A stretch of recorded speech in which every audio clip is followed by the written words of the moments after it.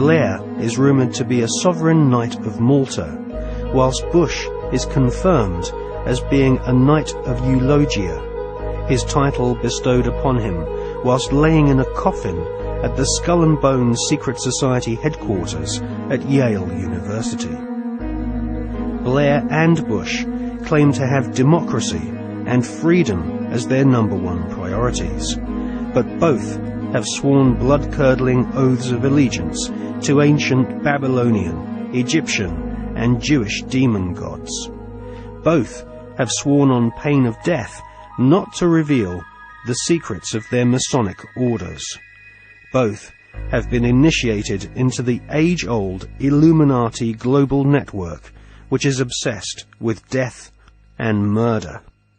I mean, are we being ruled by politicians who consult with Baphomets and demons? Yes, we are. The way the world is structured is like a compartmentalized pyramid, and it's pyramids within pyramids, like Russian dolls, one doll inside a bigger doll inside a bigger doll. So you'll have a compartmentalized pyramid that is the British government, for instance, where the people at the bottom don't know what the top is really going towards, what the agenda really is. Just as in in a bank, you've got a bank, and the people at the bottom of the bank who take the checks over the counter, they don't know what's going on above them, and they don't know what's going on above them. And eventually, in all these pyramids, you have a tiny little number of people at the top that are actually the only people that know how the whole game fits together. Everyone else is just playing their part in ignorance. And so what the Illuminati do is they make sure that only their people, or those that are not a problem to them, will reach those levels of power in which decisions have to be made to push this agenda forward. When people say sometimes, well, you see these people everywhere, you see these one and these one other. No, hold on a second. No, they're at these high positions of power. Therefore, because of this process of filtering them out, if you're not one of us, mate, you ain't going to get sponsored by the right people to get these positions of power. And if you slip through the net, there's going to be a scandal, or there's going to be something we're going to bring up that's going to bring you down, because you're not one of our guys. And so therefore, the ratio of people who are into these dark satanic rituals, etc., to positions of real power in the world are very, very high compared with the general population, where it's nothing like as high, of course. And so the question answers itself, in my experience, when people say, do you think the Prime Minister of Britain's involved? And my reply is he the Prime Minister of Britain? Yeah, well, he's involved, particularly Britain, because the reason, you see, that you cannot put a cigarette paper between the British Prime Minister ever and the President of the United States, whether Democrat or Republican, is because both are answering to exactly the same masters. And Blair and Bush, who are gophers, I mean, the real power you don't see. They're just, if they're on public display, they're still at gopher level. They are far more terrified of those in the shadows dictating to them than they are of public reaction to them. Because the most that public reaction can do is kick them out. It's not the most that the people in the shadows can do. I was talking years, indeed, before Blair came to power, that Blair was a chosen one, and that he would be brought through. And one of his tasks would be to take Britain into the euro, among many other things. And this is why Bush and Blair speak from the same song sheet, because the same people are handing out the song sheets. So yes, absolutely is involved. And so are the British royal family in horrendous rituals that go on at places like Balmoral. And if what really goes on comes out, and it will, people like Bush and Blair and the British royal family will have to reincarnate many times to complete the sentence.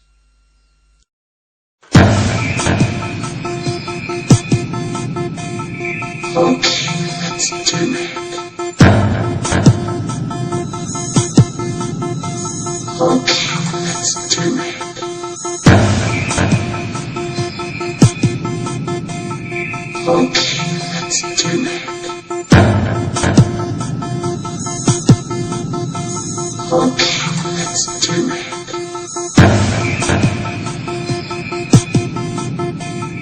I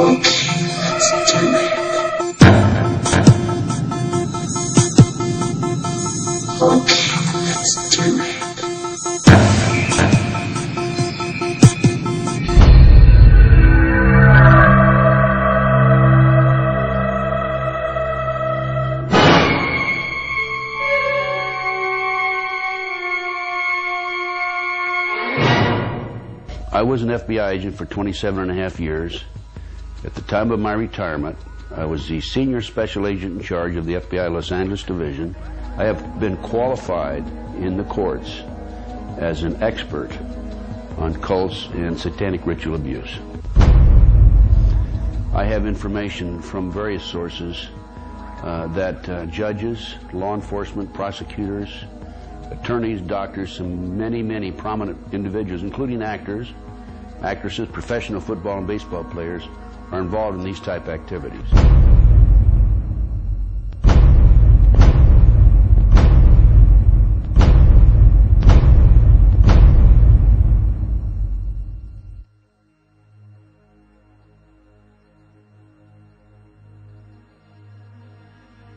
If you go back 225 or 30 years ago, you have what we call the Illuminati that was established in 1776.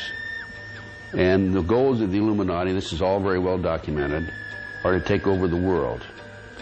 One of the best ways of taking over the world is to control people's minds.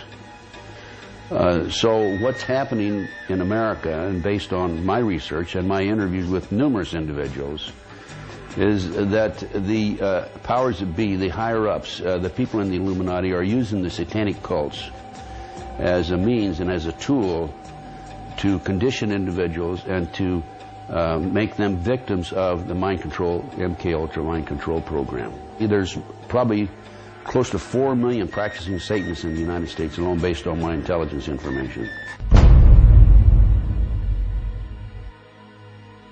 The Royal Archmasons describe their highest-ranking brothers as Grand Solicitor Generals of the Supreme Grand Chapter. There is a secret word, the name of the true Masonic God, which none are allowed to say in public. This name is Yarbulon.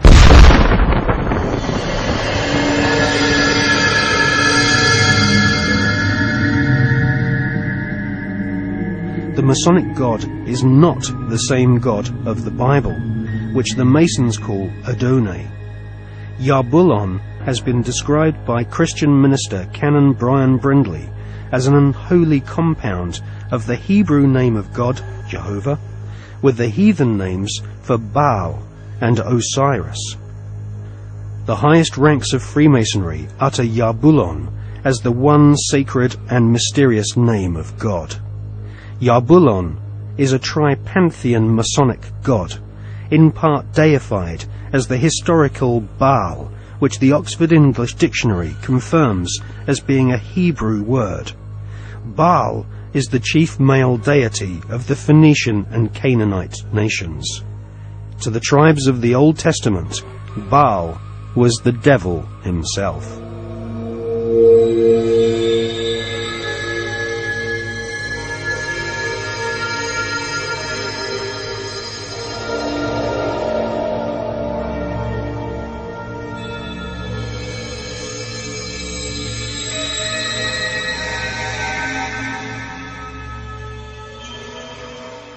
Albert Pike is America's most celebrated Freemason.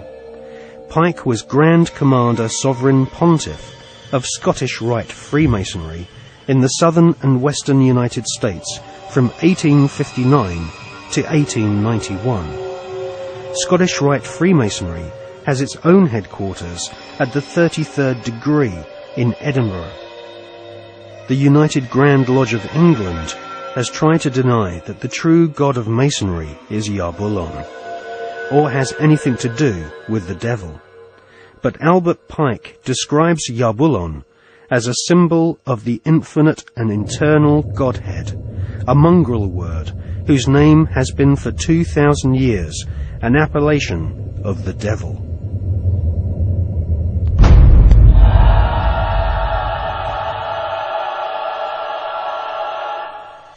On the 14th of July, 1889, Albert Pike issued these instructions to 23 Scottish Rite Supreme Councils throughout the world. We worship a God, but it is the God that one adores without superstition. To you, Sovereign Grand Inspectors General, we say this, that you may repeat it to the brethren of the 30th, 31st, and 32nd degrees.